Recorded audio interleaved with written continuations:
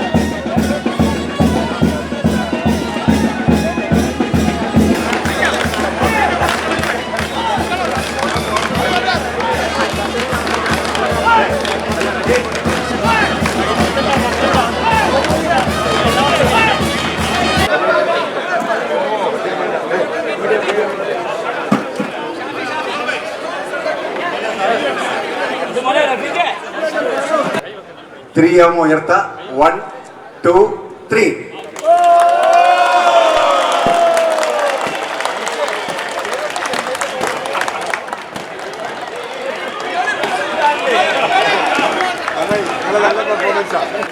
അതില മേഡം അതില പറ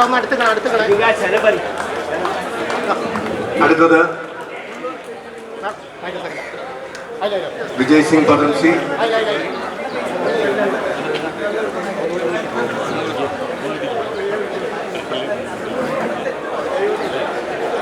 സാർ ഒന്നുകൂടെ നോക്കണേ. Doctor Maria Fernanda. Doctor Maria sister doctor Maria Fernanda 84. സാറെ കൂടെ നോക്കണേ. അടുത്തത് K Rajagopal. K Rajagopal 83 years. Sir ഒന്നുകൂടെ നോക്കണേ. അടുത്തത് 82 years. സി ചാക്കുണ്ടി. അടുത്തത് ക്യാപ്റ്റൻ ഇ മാധവൻ നായർ 85. അദ്ദേഹം മെഡിക്കൽ കോളേജിൽ നിന്ന് നടന്നു വന്നതാട്ടോ. Medical college. ഇത്രയാണ് നമ്മളുടെ ഈ റിപ്പോർട്ട് ചെയ്തിട്ടുള്ള അബോവ് 80. ഇനി ആരെങ്കിലും ഉണ്ടെങ്കിൽ ഇപ്പോൾ നമുക്ക് ഇവിടെ തന്നെ ആദരിക്കാം.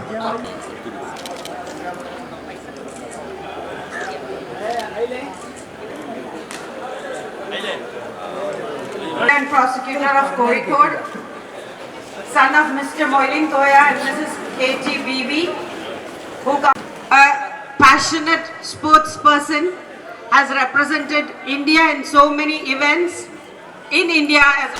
He is being honored today for all his activities as a sport. Sir ഒന്നുകൂടെ നോക്കണേ. ഇവിടെ നോക്കണേ സാറേ. എല്ലാവരും നോക്കണേ. എന്നെ പോലത്തെ ഒരാൾക്ക് ഡയബറ്റീസ് ഉണ്ട്. സ്ത്രീകൾ പൊതുവെ അവരുടെ ഹെൽത്ത് ശ്രദ്ധിക്കില്ല, സമയത്ത് ഭക്ഷണം കഴിക്കില്ല, വേണ്ടതൊക്കെ തോന്നിയതൊക്കെ തിന്നും, ബാക്കി വന്നതും തിന്നും. അപ്പൊ സ്വാഭാവികമായിട്ടും ഡയബറ്റീസ് ഉള്ളവർക്ക് അത് എപ്പോഴും കൂടി നിൽക്കും ഷുഗർ. അതുകൊണ്ട് തന്നെ നമ്മുടെ കാപ്പിലറീസ് തിക്കല്ല. അങ്ങനെ വരുമ്പോൾ നമുക്ക് മരിക്കൂല്ല, അതിനേക്കാൾ കഷ്ടമാണ് ജീവിതം. ശ്വാസം മുട്ടൽ പോലെ തോന്നും, അസ്വസ്ഥത തോന്നും, നമുക്ക് കയറ്റം കയറുമ്പോൾ വിഷമം തോന്നും. അതൊക്കെ വളരെ വളരെ ബുദ്ധിമുട്ടായിട്ട് വരും ഏജ് കഴിയുമ്പോൾ.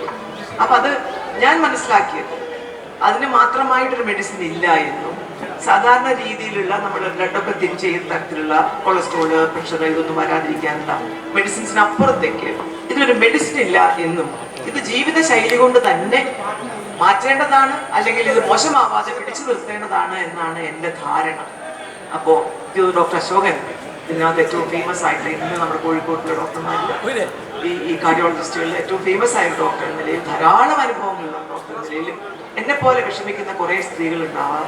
അവർക്ക് പക്ഷേ അതൊന്നും അവരാകെ ഇത് മാത്രമേ ചെക്ക് ചെയ്യുന്നുണ്ടാവുള്ളൂ. ബാക്കി കിടപ്പ് തോന്നുന്നു എന്നൊന്നും പറഞ്ഞിട്ട് അവർ ഡോക്ടറെ അടുത്ത് പോകുന്നുണ്ടാവില്ല. അങ്ങനെയുള്ളവർക്കും കൂടി ഡോക്ടറുടെ വലിയ വാക്കുകൾ ഉപകാരപ്പെടുന്നാവുമെന്ന് വിചാരിച്ചുകൊണ്ട് ഈ ചോദ്യം ഞാൻ ഡോക്ടർ കാർഡിയോളജിസ്റ്റാണ്. നമുക്ക് അതുപോലെ ഇവിടെ എത്തിയിരിക്കുന്ന മറ്റു വിശിഷ്ട വ്യക്തികളെ, ആരോഗ്യ പ്രവർത്തകരെ, മറ്റേ കോഴിക്കോട് കോർപ്പറേഷനുമായി നടത്തുന്ന ഈ സംയുക്ത മറ്റേ പബ്ലിക് അവയർനെസ് പ്രോഗ്രാമിൽ അദ്ദേഹം എത്തും. ഒരു ബോധവൽക്കരണം നടത്തുന്നതിന് എല്ലാ വർഷവും സെപ്റ്റംബർ 29 ഒരു വർഷം 20 ദശലക്ഷം ആളുകളാണ് ലോകത്തിൽ മരിക്കുന്നത്. അത് എങ്ങനെ ഒഴിവാക്കാം എന്നതിൻ്റെ ഭാഗമായിട്ടാണ് ഇങ്ങനെ ഒരു അവയർനെസ് പ്രോഗ്രാം നടത്തുന്നത്. ഇത് നടത്തുന്നത് വഴി സമൂഹത്തിൽ ഉള്ളവർക്ക്, ജീവിക്കുന്നവർക്ക്, രോഗം വരാതിരിക്കുന്നവർക്ക് എങ്ങനെ വരാതെ നോക്കാം എന്നുള്ള മെസ്സേജാണ് നമ്മൾ കൊടുക്കുന്നത്. നമുക്കറിയാം പല കാരണങ്ങളുണ്ട് ഹൃദയത്തിൽ. അത് നമ്മൾ മുഖാമുഖത്തിൽ ഇവിടെ ഡോക്ടർ നന്ദകുമാറിൻ്റെ നമുക്ക് വിശദമായ ചർച്ചയിലേക്ക് കുറച്ച് സമയത്തുള്ളിൽ തന്നെ പോകാം. ഇനി ആദ്യമായി മാഡത്തിൻ്റെ ക്വസ്റ്റ്യൻ നമുക്ക് പറയുകയാണെങ്കിൽ, ഞാൻ പറയുകയാണ്, നമുക്ക് ഹൃദ്രോഗ കാരണങ്ങൾ ഒഴിവാക്കണമെങ്കിൽ അത് വ്യക്തി തന്നെ തീരുമാനിക്കണം, അത് സമൂഹത്തിന് തീരുമാനിക്കണം. ഒരു ഡോക്ടർക്കും വേറെ ഒരു വിദഗ്ധനും ഇത് ഒഴിവാക്കാൻ പറയുവാൻ അല്ലാതെ സാധിക്കില്ല. അത് പ്രായോഗികത്തിൽ വരുത്തണം. അതാണ് ഇന്നത്തെ മെസ്സേജ്, ഹാർട്ട് ഫോർ ആക്ഷൻ. നമുക്ക് അവയർനെസ് പോരാ, അത് പ്രായോഗികമായി കൊണ്ടുവരണം. ഇപ്പൊ ചോദിച്ചിരിക്കുന്ന ചോദ്യത്തിന് പറയുകയാണ്, ഞാൻ മേരുടെ ചേംബറിലേക്ക് പോയി കുറച്ച് സമയം അവിടെ സ്പെൻഡ് ചെയ്തു. ഞാൻ ഒരു സംഗതി മനസ്സിലാക്കി, നമുക്കൊരു വ്യക്തിയോട് സംസാരിച്ചു കഴിഞ്ഞാൽ തന്നെ ഹൃദ്രോഗ കാരണങ്ങൾ പകുതിയും കുറയും. മേയറുടെ 2 വാക്ക് സംസാരിച്ച് മേയറുടെ ശരി കണ്ടു കഴിഞ്ഞാൽ തന്നെ നമ്മുടെ ഹൃദ്രോഗ കാരണങ്ങൾ പകുതിയോളം കുറയും. ഇതുപോലെയാണ് നമ്മുടെ വ്യക്തികൾ, ഇതുപോലെ ആയിരിക്കണം. നമുക്ക് സ്ട്രെസ് ഉണ്ട്, മാനസിക പിരിമുറുക്കമുണ്ട്. അത് എങ്ങനെ കുറയ്ക്കാം? ആർക്കും സ്ട്രെസ് ഇല്ലാതെ ജീവിക്കാൻ പറ്റില്ല. അതിന് നമുക്ക് വേണ്ടത് കൂടുതൽ മെഡിറ്റേഷൻ, അതേപോലെ വ്യായാമം, ഭക്ഷണ രീതിയിലുള്ള മാറ്റങ്ങൾ, അമിത വണ്ണം ഉള്ളവർ അത് കുറയ്ക്കാൻ നോക്കുക, വണ്ണമില്ലാത്തവർ കൂടാതെ നോക്കുക, അമിത രക്തസമ്മർദ്ദം ഉള്ളവർ അത് കൺട്രോൾ ചെയ്യുക. നടത്തം അല്ലെങ്കിൽ വ്യായാമം പലതരത്തിലുള്ള ഐസോമെട്രിക് ഉണ്ട്, അത് നമുക്ക് മുമ്പോട്ട് പോകാം. ഇനി ഒരു ചോദ്യത്തിന് പ്രധാനപ്പെട്ട ചോദ്യമാണ്, സ്ത്രീകളിൽ എന്തുകൊണ്ട് ഹൃദ്രോഗം കൂടുന്നു? നമുക്കറിയാം സ്ത്രീകളിൽ ഹൃദ്രോഗം ഈ നമുക്ക് മെനോപോസ് വരുന്നവരെ പുരുഷന്മാരെക്കാട്ടിലും കുറവായിരിക്കും. പ്രത്യേകിച്ച് കൊറോണറി ഡിസീസ് മെനോപോസ് വന്നു കഴിഞ്ഞാൽ പുരുഷന്മാരെക്കാട്ടിലും വളരെ കൂടി വരും.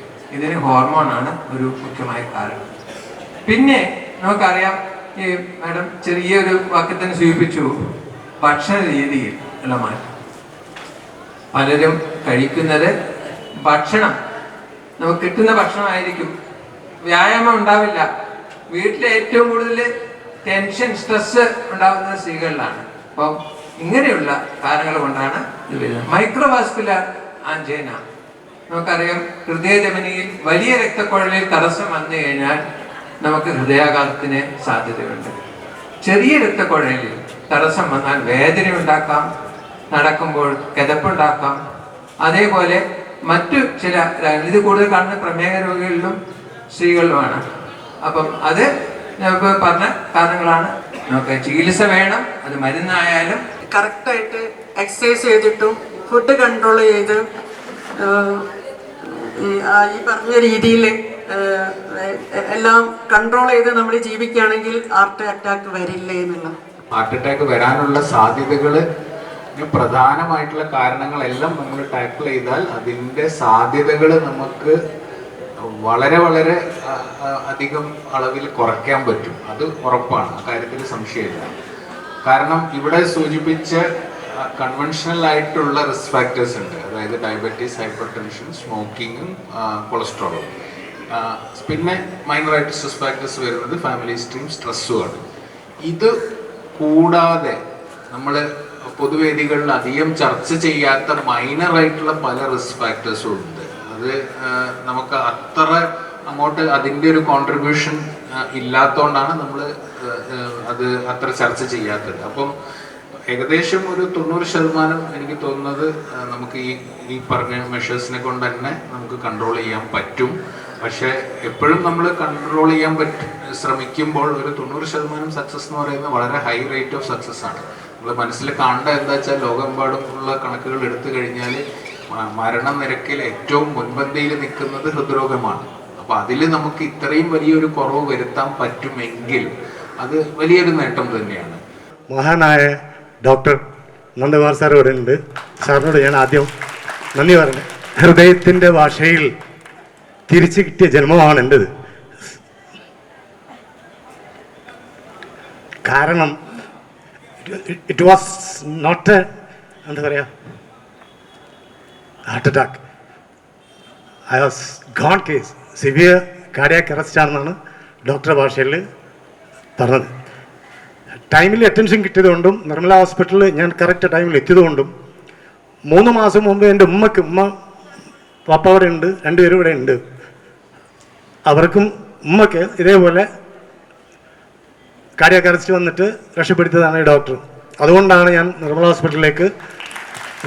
അപ്പം ഈ പറഞ്ഞ ഈ പാരമ്പര്യം എന്ന് പറഞ്ഞാൽ ഞങ്ങളെ പാരമ്പര്യമായിട്ട് ഈ ഭൂമിയിൽ ഇന്ന് ഈ അവാർഡ് കിട്ടാനുള്ള കാരണക്കാരൻ ഇദ്ദേഹമാണെന്ന് ഞാൻ ആദ്യം ആമുഖമായിട്ട് പറയട്ടെ.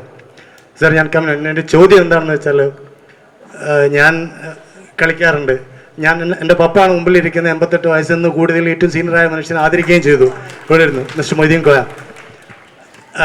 അദ്ദേഹത്തിനെ കണ്ടറിയാം, അത്ര വലിയ ഒബിസിറ്റി ഉള്ള കൂട്ടത്തിലൊന്നല്ല, ഹെൽത്തിയാണ്. ഇപ്പോഴും ഇറങ്ങിയ പോലീസ് പിടിക്കുന്ന ഒരു ഘട്ടമുണ്ടായിരുന്നല്ലോ വീട്ടിൽ.